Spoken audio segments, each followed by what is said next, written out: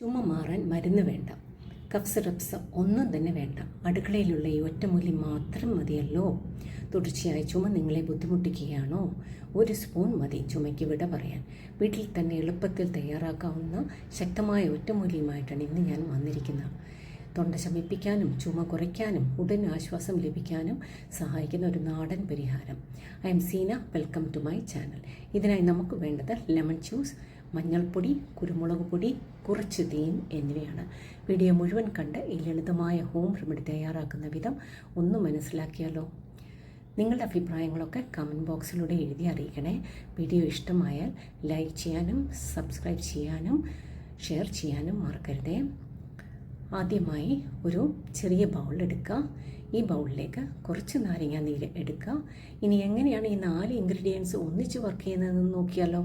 ഈ 4 ഇൻഗ്രീഡിയൻസും ആരോഗ്യകാര്യത്തിൽ വമ്പന്മാരാണ്. അപ്പോൾ ഇവ 4ഉം കൂടി ഒന്നിച്ച് വർക്ക് ചെയ്താൽ എങ്ങനെ ഇരിക്കും? അന്നേരമാണ് അവിടെ മിറക്കിൾ നടക്കുന്നത്.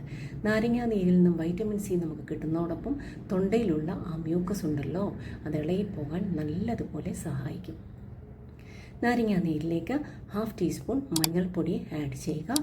മഞ്ഞൾപ്പൊടിക്ക് ഒരുപാട് ആൻറ്റി ഇൻഫ്ലമേറ്ററി ഗുണങ്ങൾ ഉള്ളതുകൊണ്ട് തൊണ്ടയിലുള്ള ഇറിറ്റേഷൻസ് കുറയ്ക്കാൻ ഇത് സഹായിക്കും.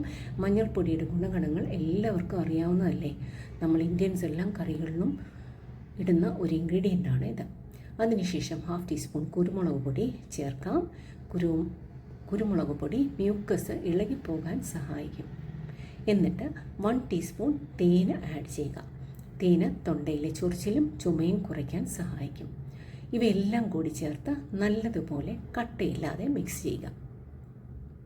നിങ്ങളുടെ ഒറ്റമൂലി ഇവിടെ റെഡിയായി. സംസാരിക്കുമ്പോൾ തൊണ്ടയിൽ കഫം കെട്ടി ശബ്ദം മങ്ങുന്നുണ്ടെങ്കിൽ, ചുമയും തൊണ്ടാസ്വസ്ഥതയും നിങ്ങളെ അലട്ടുന്നുണ്ടെങ്കിൽ, വീട്ടിലുള്ള ഈ 4 ചേരുവകൾ കൊണ്ട് ഇതിന് എങ്ങനെ പരിഹാരം കണ്ടെത്താൻ പറ്റും എന്ന് മനസ്സിലായില്ലേ? ചുമ ഉള്ളപ്പോൾ കൊടുക്കാവുന്നതാണ് ഈ മിക്സ്. നിങ്ങൾക്ക് ഒരു എയർ ടൈറ്റ് കണ്ടെയ്നറിലാക്കി ഒരാഴ്ച വരെ ഉപയോഗിക്കാവുന്നതാണ്. ഫ്രിഡ്ജിൽ സൂക്ഷിക്കണം കേട്ടോ. ആവശ്യമുള്ളപ്പോൾ എടുത്ത് ഉപയോഗിക്കുക. ചുമയുള്ളപ്പോൾ ഒരു ദിവസം 2-3 നേരം ഇത് ഈ മിക്സ് കഴിക്കാവുന്നതാണ്. ഒരു പ്രധാനപ്പെട്ട കാര്യം, ചുമ ശബ്ദത്തെ ബാധിക്കുന്നതിനാൽ അല്ലെങ്കിൽ സ്ഥിരമായോ പതിവായോ ഉണ്ടാകുന്നുണ്ടെങ്കിൽ ഒരു ENT ഡോക്ടറെ നിർബന്ധമായും കാണുന്നത് നല്ലതാണ്.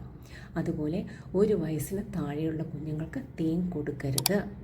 ചുമ വളരെ ഗുരുതരമാണെങ്കിൽ, നീണ്ടു നിൽക്കുന്നുണ്ടെങ്കിൽ, അല്ലെങ്കിൽ ശ്വാസതടസ്സമോ പനിയോ ഉണ്ടെങ്കിൽ ഡോക്ടറെ കാണുന്നത് നല്ലതാണ്.